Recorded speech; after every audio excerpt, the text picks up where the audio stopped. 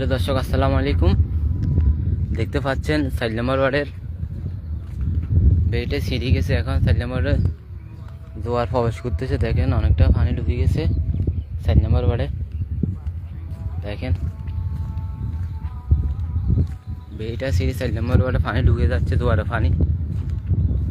দেখেন কি ব্যাগে পানি ঢুকতেছে। আমি আপনাদেরকে সরাসরি লাইভ দেখাবো। দেখেন আবার আগো বাড়ির পাশে দিয়ে জোয়ার ঢুকতেছে। এটা হচ্ছে বেরি। দেখেন বাড়িটি সিঁড়ি গেছে। এখন সরলাই বাজার পর্যন্ত পানি ঢুকবে কিছুদিনের মধ্যে।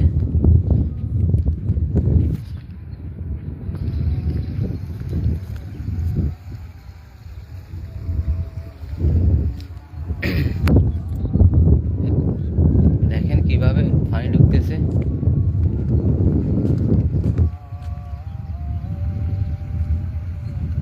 জোয়ার পানি কিভাবে প্রবেশ করতেছে দেখেন সবাই।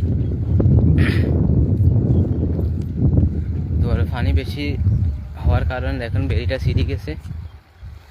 বেড়িটা সিঁড়ি কিভাবে নোনা পানি ঢুকতেছে দেখেন।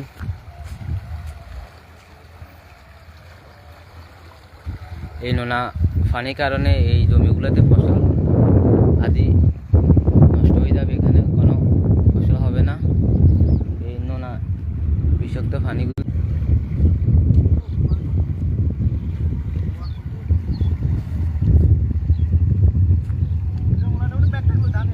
না নিলে কোনো আত হয়ে বার হইলে না লাইভ